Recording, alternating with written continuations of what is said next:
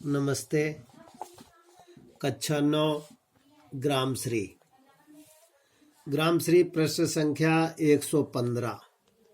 बालू के सांपों से अंकित गंगा की सतरंगी रेती, सुंदर लगती सरपत छाई, तट पर तरबूजों की खेती, अंगुली की कंघी से बगुले, कलगी संवारते हैं कोई, कलगी संवारते हैं कोई, तिरते जल में सुरखाब पुलिन पर मगरौठी रहती सोई। प्रस्तुत पद में कविता के बारे में पूछा गया है। नदियों के किनारे बालू पड़ी रहती है। बालू जल की धारा जब बालू से सूखती है तो सांपों की जैसी घुली मिली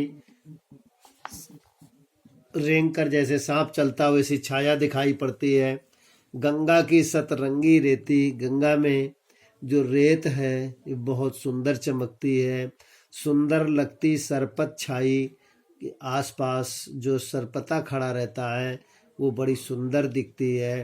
तट पर तरबूजों की खेती, गंगा नदी के किनारे तरबूजों की खेती की जाती है।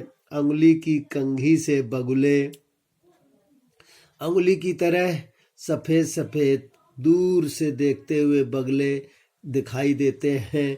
कलगी संवारते हैं कोई, उनकी कलगियाँ बड़ी सुंदर दिखती हैं।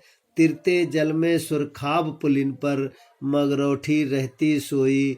जल में सुंदर बहाव देखकर बगुले भी किनारे की ओर मुँह इंतजार करते हुए चोंच को फुलाए खड़े रहते हैं कि किसी तरीके से शिकार मिले, हम उस पर अधिकार जमा लें। हसमुख हरियाली हिम आतप, सुख से अलसाए से सोए, भीगी अधियाली में निशकी, तारक स्वप्नों में से खोए। मरकत डिब्बे सा खुला ग्राम, जिस पर नीलम नभ आच्छादन, निरुपम हिमांत में स्निग्ध शांत, निज शोभा से हरता जन्मन। हसमुख हरियाली हिम आतप, चारों तरफ गांव में घास ही घास हरी दिखाई पड़ती है। बर्फ में भी वह सुंदर दिखाई देती है।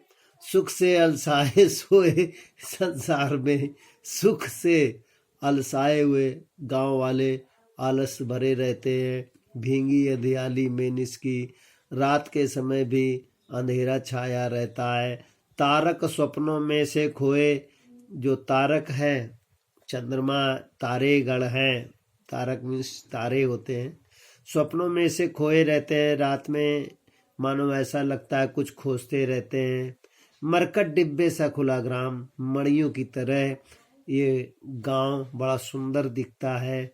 जिस पर नीलम नभ आच्छादन, जिस पर नीले रंग का आसमान छाया रहता है।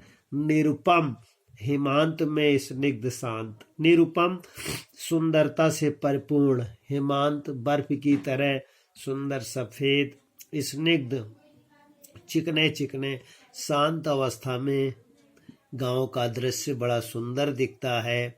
निज शोभा से हरता जनमन, गांव की सुंदरता इतनी सुंदर होती है कि प्रत्येक व्यक्ति का मन, प्रत्येक लोगों का मन बड़ा सुंदर, प्रसन्नचित्त और प्रफुल्लित दिखाई देता है।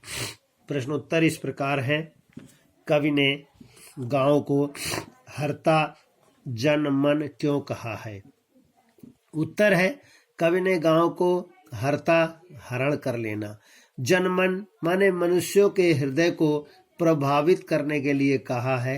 कवि सुमित्रानंदन पंत जी हैं, कहते हैं गांव की सुंदरता देखकर सभी लोग प्रफुल्लित होते हैं। दूसरा प्रश्न, कविता में किस मौसम के सौंदर्य का वर्णन किया गया है? कविता में बसंत ऋतु जो मौसमों का राजा होता है उसकी सुंदरता का वर्णन किया गया है।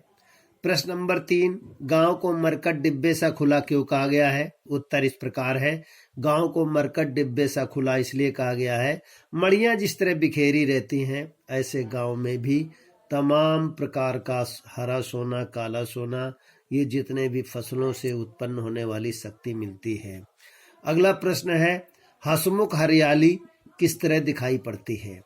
भीगी अंधियाली में कैसी रखती है? बालू के सांपों से अंकित किस नदी के किनारे का वर्णन किया गया है?